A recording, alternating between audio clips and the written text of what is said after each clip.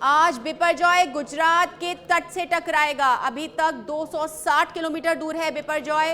दोपहर बाद जखाऊ पोर्ट से टकराएगा ये महातूफान। गुजरात के तटीय इलाके खाली करा दिए गए हैं। 75,000 लोगों को शिफ्ट किया गया है। आपको बता दें 150 किलोमीटर प्रति घंटे की रफ्तार से हवाएं चलेंगी। इसके लिए तमाम तैयारियां पूरी कर ली गई हैं सरकार की तरफ से, प्रशासन की तरफ से। Navy, NDRF, SDRF, marine police सभी तैनात हैं।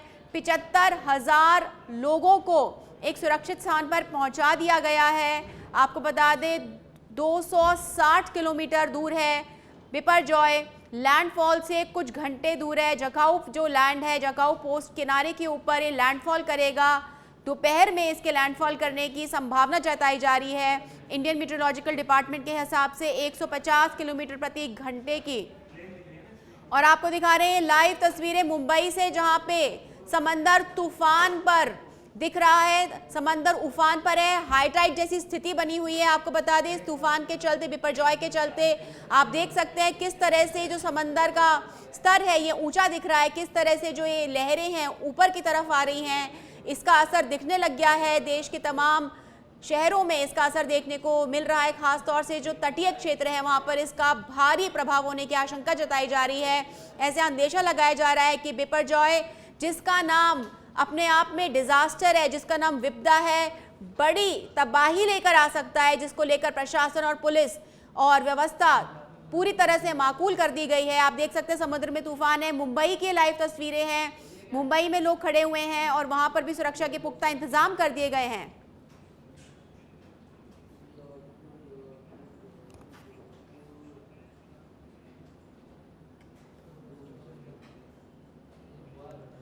और आइए अब आपको ग्राफिक्स के जरिए बताते हैं किस तरह से बिपरजॉय बना, किस तारीख से शुरू हुआ और आगे किस तरह जा रहा है। आप देख सकते हैं 7 से 8 जून को बिपरजॉय जो बनना है, इसका फॉर्मेशन जो है अरेबियन सी, अरब सागर के ऊपर बनना शुरू हुआ। आपको बता दें जैसे ही समुद्री हवा गर्म होती है, गर्म होते ही वो ऊपर की ओर उठती है, जिससे कि और जब इसकी इंटेंसिटी, जब इसका प्रभाव बढ़ जाता है, ये चक्रवात का रूप ले लेता है।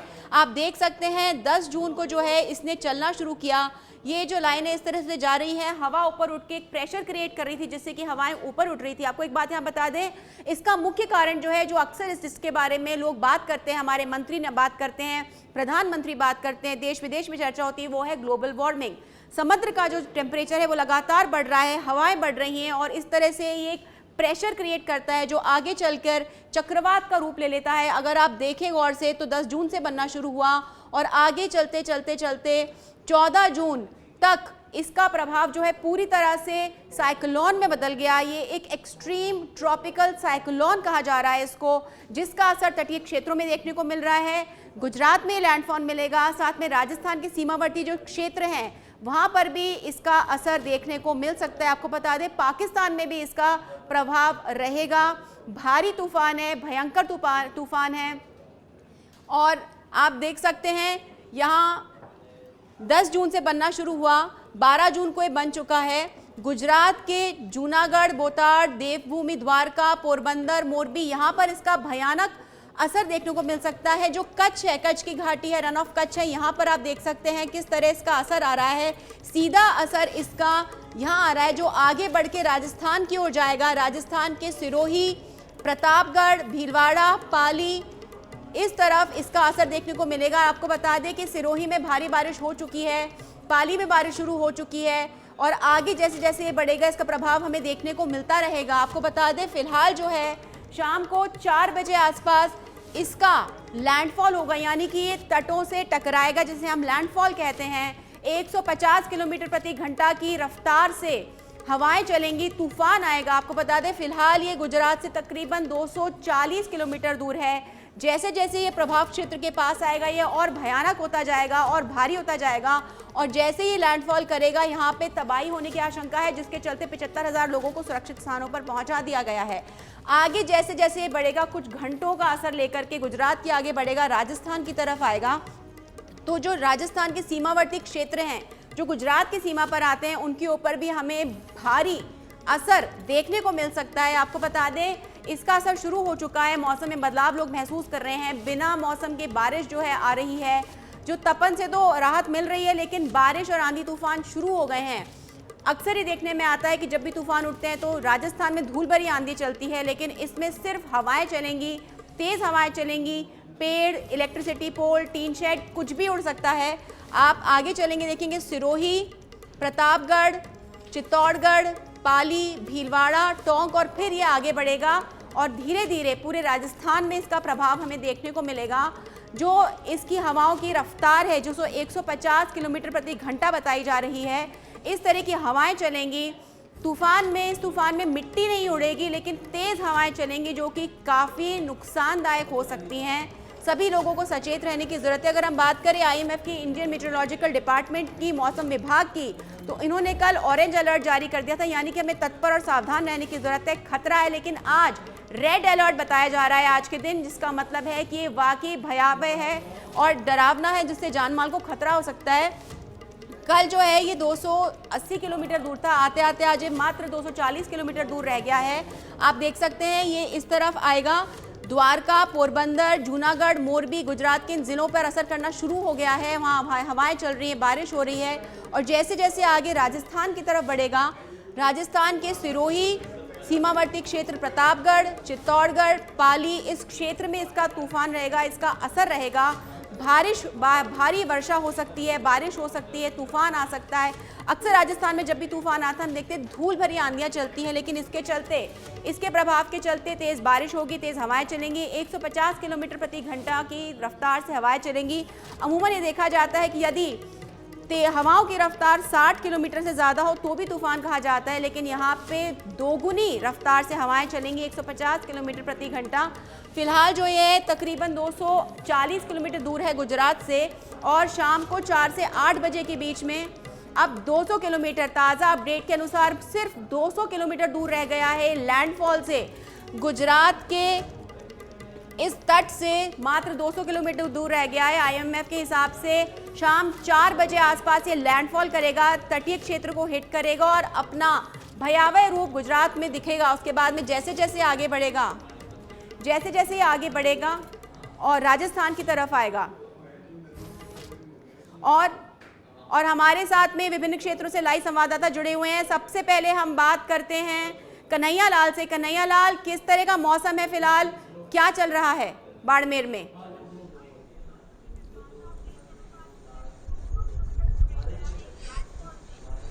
बिल्कुल शालिनी, बाड़मेर के अंदर तेज हवाएं शुरू हो चुकी है। जो पश्चिमी राजस्थान के जो शहरी क्षेत्र है, जो कच्छ से जुड़े हुए क्षेत्र हैं, तो वहाँ पर कल शाम से ही तेज हवाएं शुरू हो गई है। कुछ जगहों पर बारिश भी शुरू हो गई है, लेकिन जो 4 बजे जो टकराने वाला है तो बहुत ही भयानक बताया जा रहा है। और जो रेड अलर्ट घोषित किया है प्रशासन की ओर से, प्रशासन ने पूरी तैयारियां कर ली है, और जिसमें एयरफोर्स, आर्मी और सभी सेनाओं को और NDRF को तैयार कर रखा है। और सारे जो इन इलाकों के अंदर जो लोग रह रहे हैं उनको हिदायत दे रखी है और पूरी तरीके से मुनाहिदी कर रखी है कि आप इस तरीके से तैयार रहें। उन लोगों को जहां पास में है उन लोगों को कहा घर खाली कर दें, अगर कच्चे मकान है उन कच्चे मकानों से बाहर आ जाएं। शालिनी जी, हम बात करने चाहेंगे लियाकत से। लियाकत, आप सिरोही में हैं, सिरोही में तो इसका असर देखने को मिल चुका है पहले से ही। फिलहाल सिरोही में मौसम कैसा और कैसी तैयारियां हैं?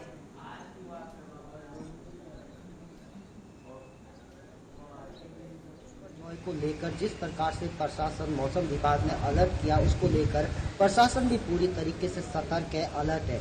क्योंकि जो तूफान है वो आज शाम गुजरात से तट से टकराने की संभावना है। उसके बाद सिरोही जिला गुजरात के सीमावर्ती जिला है, तो कहीं ना कहीं यहाँ पर उसका प्रभाव काफ़ी ज़्यादा दिख सकता है। उसको लेकर जिला कलेक्टर अधिकारियों की लगातार बैठकें कर रहे हैं। उनको सख्त तौर पर पाबंद किया है कि कोई भी जिला मुख्यालय छोड़कर 15, 16, 17 को यहाँ से नहीं जाएंगे। साथ ही SDRF की टीम भी यहाँ एक आएगी। इसके अलावा जो जिले की सिविल डिफेंस टीम है उसको भी अलर्ट मोड पे रखा गया है। उसके साथ ही बता दूं शालिनी, मुख्यमंत्री अशोक गहलोत ने कल रात को जिन जिलों में संभावित खतरा बताया जा रहा है आंधी तूफान का, उसको लेकर VC के जरिए उन कलेक्टर से भी जुड़े थे मुख्यमंत्री स्वयं, और उन्होंने जिलों के व्यक्त किया है। साथ ही CM ने सभी जिला कलेक्टर को निर्देश दिया है कि वो सभी अलर्ट रहे, किसी भी प्रकार की हानि से बचने के लिए प्रशासन पूरी बिल्कुल, तरीके से प्रशासन मुस्तैद पूरी है। तरह से तैयार है। जी, हम बात करते हैं जोधपुर से हमारे सहयोगी अरुण हर्ष से। जोधपुर में कैसा मौसम है और किस तरह की तैयारियां हैं अरुण?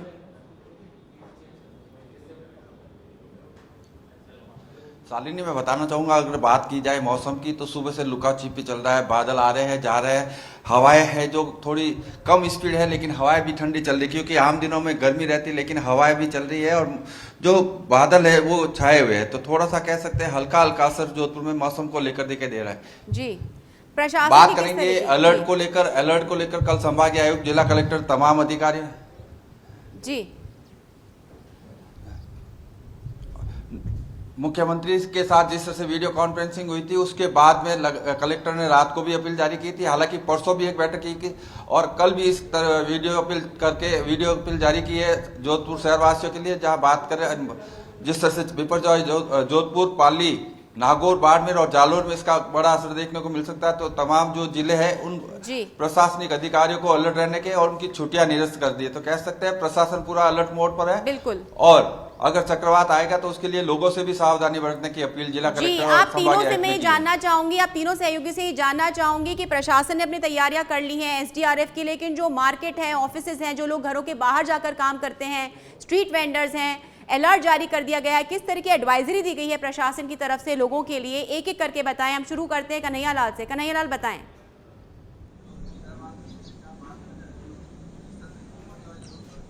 बिल्कुल शालिनी, जो प्रशासन ने जिस तरीके से एक अलर्ट घोषित किया है उन इलाकों के अंदर, जिला कलेक्टर जो अरुण पुरोहित है, तो वहाँ के लोगों को और तहसीलदारों को, जो उपखंड अधिकारियों को वहाँ पर भेजा है और लोगों को ये हिदायत दी गई है कि जो कच्चे मकान है और आसपास के जो खंबे हैं वगैरह है, उनसे दूर रहने की ये हिदायत दी गई है। और ये बिल्कुल अलर्ट कर रखा है कि इस तरीके के कच्चे मकान है उनसे अभी से बाहर आ जाएं, क्योंकि हवाएं तेज हो चुकी है। इसलिए और सेना को और एयरफोर्स को बिल्कुल अलर्ट कर दिया, एनडीआरएफ की टीम को भी अलर्ट कर दिया है, क्योंकि इस तरीके की कोई जन हानि नहीं हो। क्योंकि इस तरीके से जो कच्छ के जुड़ा हुआ ये इलाका है, जो पश्चिमी राजस्थान, जो बाकासर इलाका है, सेड़वा है, इन जो बिल्कुल ही रण से जुड़ा हुआ है, तो वहां की तेज हवाएं बहुत ज्यादा आने की संभावना है। और इससे ज्यादा यहां तक भी ये कहा गया है कि वहां पर बहुत भारी बारिश होने की भी संभावना है। शालिनी जी, आपसे जानना चाहूंगी अरुण, किस तरह की तैयारियां हैं जो ऑफिस जा रहे हैं, जिनकी दुकानें बाजार में हैं, जो अपने घरों से थोड़ा दूर जाते हैं काम के लिए, सब्जी वाले हैं, जहां इलेक्ट्रिसिटी है, पोल्स लगे हुए हैं, वहां किस तरह के प्रशासन की तैयारी है? देखिए, बात अगर प्रशासन की तैयारियों की जाए तो जिस तरह से नगर निगम दक्षिण के आयुक्त है, उन्होंने उस कौशल उत्सव ने कल एक एडवाइजरी जारी की थी और तमाम जो निगम के कर्मचारी उनको अलर्ट मोड में इसलिए रखा गया है कि अगर कहीं भारी बरसात के बाद में जल भराव की स्थिति होती है तो लोगों को परेशानी नहीं हो और उसके लिए वो हर संभव जो मदद कर सके वो मदद करने के लिए नगर निगम ने अपनी तैयारी की है। बात करेंगे नागरिक सुरक्षा की, तो उन्होंने अपनी तरफ से जो चूंकि जोधपुर पिछले साल जिस तरह से बारिश हुई थी और कई जगह जल भराव की स्थिति और नाव तक चलानी पड़ी थी, तो उस समय नागरिक सुरक्षा बल को भी इन्होंने तैयार कर रखा जिला कलेक्टर के निर्देश के बाद में। तो कह सकते हैं तमाम जगहों पर जहां जल भराव की स्थिति है वहां पर जो है कर्मचारियों को, अधिकारी को स्पष्ट निर्देश दिए हुए हैं कि आप वहां पर अलर्ट मोड पर रहेंगे, कोई भी जनहानि नहीं हो, जिसके पूरे प्रयास करने के लिए निगम प्रशासन हो, जिला प्रशासन हो, उन्होंने अपनी कमर कस ली है। साथ ही साथ एडवाइजरी की बात करें तो सबसे बड़ी बात यह है कि बिजली के पोल काफी गिरते हैं, तो बिजली के पोल से बचने की सलाह जो है जिला कलेक्टर ने दी है। कच्चे मकान हो और जो टीन सेट के मकान हो उनसे दूर रहने की है जो अपील जिला कलेक्टर ने की है हिमांशु गुप्ता ने। जी, लियाकत, आपसे जानना चाहूंगी कि सिरोही में जो लोग टीन शेड में रहते हैं, कच्चे मकानों में रहते हैं, उन्हें किस तरह से स्थानांतरित किया गया है, क्योंकि सिरोही में तो असर दिखना शुरू हो गया है। लियाकत, आपके पास क्या जानकारी है?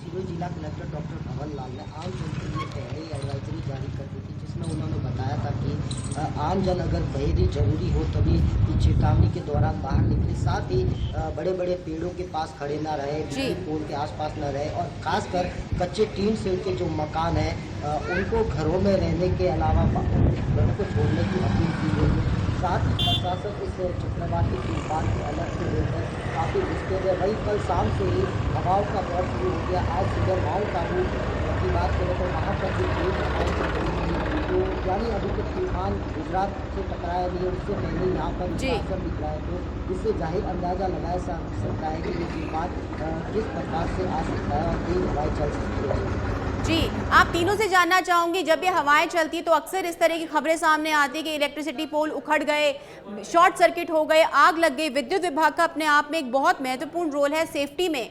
किस तरह की तैयारी है विद्युत विभाग की, क्या कुछ जानकारी है आपके पास?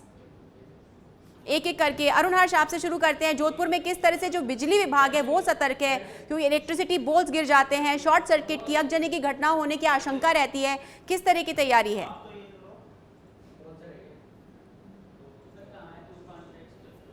ने भी कल अपने तमाम एक्शन एएनओ को ये निर्देशित कर दिया था कि आप लोग जो तूफान आएगा तो तूफान के दौरान हेडक्वार्टर नहीं छोड़ेंगे, और जहां भी अगर कोई खंभा गिरता है तो वहां पर तुरंत रिलीफ देने का प्रयास किया जाएगा।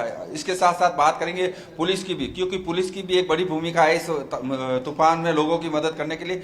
तो पुलिस कमिश्नर और आईजी रेंज ने तमाम अधिकारियों को निर्देश दिया है कि अपने क्षेत्र में, हल्का क्षेत्र जहां भी है, कुछ भी अगर इस तरह से तूफान के कोई नुकसान होता है तो तुरंत कंट्रोल रूम को बताकर वहां आम लोगों को राहत देने का प्रयास करें। तो कह सकते हैं चाहे डिस्कॉम हो, चाहे पुलिस हो, चाहे जिला प्रशासन, सभी विभागों को अलर्ट मोड पर रखा गया। मुख्यमंत्री की जिस तरह से विसी हुई थी कल रात को, उसके बाद में और प्रशासन ने जो कमियां थी उसमें दुरुस्त करने के प्रयास रात से ही शुरू कर दिए। तो कह सकते हैं चक्रवात आएगा, कितना नुकसान होगा ये उसके बाद में आकलन होगा, लेकिन उससे पहले प्रशासन है जो इस अलर्ट से अलर्ट मोड पर यहाँ पर है। बिल्कुल, तो यहाँ देखने वाली बात है कि प्रशासन, सरकार, पुलिस सब तैनात है। हमारे साथ जुड़ चुके लाइव हमारे सहयोगी श्रीकांत व्यास जैसलमेर से। श्रीकांत, किस तरह का मौसम है जैसलमेर में? सबसे गर्म स्थान माना जाता है, लेकिन इस चक्रवाती का असर जो है हर जगह देखने को मिल रहा है। जैसलमेर में कैसा मौसम है और प्रशासन की क्या तैयारियां हैं? जी, मैं आपको बता दूं कि बिपरजॉय चक्रवात को लेकर प्रशासन पूर्ण रूप से अलर्ट है। और अगर मौसम की बात करें तो तापमान में काफी गिरावट और राहत देखने को मिली है। जिस तरह जो है अरब सागर से ये तूफान उठा है और आज संभावना है कि गुजरात के जो तट है वहां पर ये टकराएगा, तो कल तक जैसलमेर में बारिश और तेज आंधी और तूफान की जो है वो संभावनाएं लगातार मौसम विभाग द्वारा जताई जा रही है। और अगर बात करें जैसलमेर से लगते बाड़मेर और जोधपुर की, तो वहाँ रेड अलर्ट है, कुछ जिलों में येलो और कुछ जिलों में ऑरेंज अलर्ट जो है वो मौसम विभाग द्वारा जारी किया गया है। इस वक्त मैं जैसलमेर की सिविल डिफेंस टीम के साथ हूँ और आपको एक बार तस्वीरें दिखाना चाहूंगा कि किस तरह जो है वो तैयारियां कर ली गई है। पूरी लाइटिंग, रस्सियां और जो लाइफ जैकेट्स है वो सब है, लाइट्स किस तरह है, पूरे जो इक्विपमेंट्स है उनको तैयार कर लिया है। और एनी टाइम जो टीम है वो पूर्ण रूप से तैयार नजर आ रही है, क्योंकि चक्रवात कभी भी आ सकता है। इस तरह की संभावनाओं को लेते हुए जो है प्रशासन पूर्ण रूप से सतर्क है और तूफान की आशंका को देखते हुए राहत बचाव की टीमों को अलर्ट कर दिया गया है। साथ ही साथ जो रस्से हैं उन सबको जमाया जा रहा है। सुबह से ही जो है वो एक्स्ट्रा टीम के जो मेंबर्स से उनको बुलाया गया है, ताकि किसी भी तरह की कोई अगर दुर्घटना ना हो उससे बचा जा सके। जैसलमेर में अक्सर डस्ट स्टॉर्म देखे जाते हैं, क्योंकि वो रेतीला हिस्सा है, वहां पर डस्ट स्टॉर्म की ज्यादा संभावना रहती है, लेकिन इस बार बिपरजॉय आ रहा है, जो आंधी तूफान बारिश लेके आ रहा है, क्या इसे लेकर के प्रशासन पूरी तरह से तैयार है? कहीं ना कहीं आपकी बात सही है कि शालिनी, सामान्यतः यहाँ डेजर्ट स्टॉर्म आता है, आंधी और तूफान आता है, लेकिन बारिश की बहुत कम संभावनाएं होती है। लेकिन इस बार जिस तरह है, जिस तरह आपका प्रबंधन की जो नीति है उसमें थोड़ा परिवर्तन किया गया, किस तरह से जो लोगों को बचाव कार्यक्रम, एक बार फिर तस्वीरें दिखा दूं। देखिए लाइफ जैकेट्स जो है, ट्यूब्स जो है, साथ ही साथ जो है बड़े रस्से, कांटे, जिस तरह से अगर कोई पानी में वो सब है, और एक नाव को तैयार करने का प्रयास, यदि पुरानी नावों को भी तैयार करवाया जा रहा है। वहीं प्रशासन भी इक्विपमेंट्स जो है वो अन्य जिलों से मंगवा रहा है, ताकि जैसलमेर में अगर किसी तरह की आपदा आती है तो उससे बचा जा सके। मेरे साथ कुछ डिफेंस के लोग हैं, किस तरह की तैयारियां जो है सिविल डिफेंस कर रहा है, क्या कुछ तैयार? सिविल डिफेंस एकदम बिल्कुल तैयार है। पाबंदा कभी आ सकती है, इसलिए हमारा रस्सा वस्सा सब लेके रखा हुआ है और सिविल डिफेंस हमारे तैयार है। हमारे साथी संगठन सब साथ में एक साथ जुड़े हुए हैं। हमारे को ये है कि आपदा ना है, आपदा के लिए एक संपूर्ण है। कुछ और लोग उनसे भी बात करते हैं, कितनी तैयारियां की गई अगर बारिश आ जाती है? सामान्यतः जो है वो धूल के गुब्बार देखने को मिलते हैं, इस बार बारिश की संभावना है बिपरजॉय की? बिपरजॉय के साथ हमारे सब शिविर के तनाव है जो 24 घंटे के लिए पाबंद किए गए हैं सिविल डिफेंस के, तो एकदम तैयार है। जब भी इनको बुलाते हैं एकदम तनाव हो गए, और 24 जने लगे हुए, 24 आदमी। कहीं ना कहीं 24 लोगों की एक विशेष टीम बिपरजॉय को देखते हुए बनाई गई है। कुछ और लोग हैं, उनसे भी बातचीत करते हैं, किस तरह तैयारियां की गई है, क्या कुछ इक्विपमेंट्स अब तक यहाँ मौजूद है? यहाँ पर लाइफ जैकेट है, रस्से हैं, और जैसे आपदा में कहीं पर पेड़ वेड़ गिर जाए और कहीं जैसे बिल्डिंग में कोई फंस जाए या श्रीकांत, कोई पूछ के कस्टमर बताइए कि अगर बिजली मकान के में पोल फंस गिर जाए, जाते हैं, तो बिजली के निकालने पोल के लिए गिर जाते हैं, हमारे तो किस पास तरह की पावड़े व्यवस्था हैं, है? जेल क्योंकि से। सबसे ज्यादा बिजली के पोल भी उखड़ते हैं। अगर विद्युत आपदा आती है, जिस तरह बिजली के पोल गिर जाते हैं, ऐसी कोई घटना होती है, तो किस तरह सिविल डिफेंस की टीम क्विक जो है वहां पहुंचेगी और क्या कुछ बचाव करेगी? जी, वहाँ पर सिविल डिफेंस की टीम पहुंचेगी और हमारे पास जो इक्विपमेंट है उनसे पोल को हटाने की और पीछे जो विद्युत विभाग को उनको जानकारी देगी, लाइट कट कराएंगे। उसके बाद जो भी उसके नीचे है अगर कोई, उसको निकालने के लिए। कितने कहीं विद्युत पोल को गिर जाते हैं, उसके लिए बड़े इक्विपमेंट और गाड़ियां भी जो है ये तैयार कर रहे हैं, ताकि क्योंकि सामान्यतः देखा जाता है कि जब धूल भरी आंधी और ये चलती है तो जैसलमेर का जो इलाका है, जब पानी गिरता है तो मिट्टी में कई बार बालू में जो है वो पोल बड़े जो है वो गिर जाते हैं, कई बार टावर गिर जाते हैं और जो विंड मिल्स है उनको भी गिरने का खतरा रहता है। पिछले बार तूफान में भी ऐसी घटनाएं देखने को मिली थी, तो उसको लेकर भी सिविल डिफेंस की जो टीम है वो अपने आप को तैयार बता रही है। 24 लोगों की टीम जिला प्रशासन द्वारा तैयार। जी श्रीकांत, सभी सहयोगियों का बहुत बहुत धन्यवाद, सबका हम धन्यवाद करते हैं और आप इस स्थिति के ऊपर नजर बनाए रखें। हम आपके साथ फिर जुड़ेंगे और अपडेट लेते रहेंगे फिलहाल तमाम जानकारी के लिए। और आइए आपको दिखाते हैं ग्राफिक्स के पीछे किस तरह से चक्रवाती तूफान आगे बढ़ता चला जा रहा है, गुजरात की तरफ लैंडफॉल करने वाला है। आप देख सकते हैं ऊपर ये एरो जो जा रही है दिखा रहा है कि किस तरह से इसकी गति है, गतिशील है, आगे बढ़ रहा है। कुछ ही देर में, कुछ घंटों में ये गुजरात के तटीय क्षेत्र में लैंडफॉल करेगा। आप देख सकते हैं जामनगर, गांधीधाम ये आगे बढ़ रहा है और जोधपुर की तरफ, राजस्थान की तरफ जो है इसका प्रभाव देखने को मिल रहा है। आप देख सकते हैं ये तस्वीरें ग्राफिक्स के जरिए आप देख सकते हैं किस तरह से इसकी जो तूफान की जो गति आगे बढ़ रही है और ये आगे चल रहा है। आप ये जो ब्लू लाइन है, ये जो पीछे येलो लाइन है, ये चक्रवात की दिशा है, चक्रवात बन रहा है पीछे और ये आगे धीरे धीरे बढ़ रहा है। कुछ ही घंटों में ये गुजरात के तटीय क्षेत्र पे लैंडफॉल करेगा, ये तटीय क्षेत्र को हिट करेगा।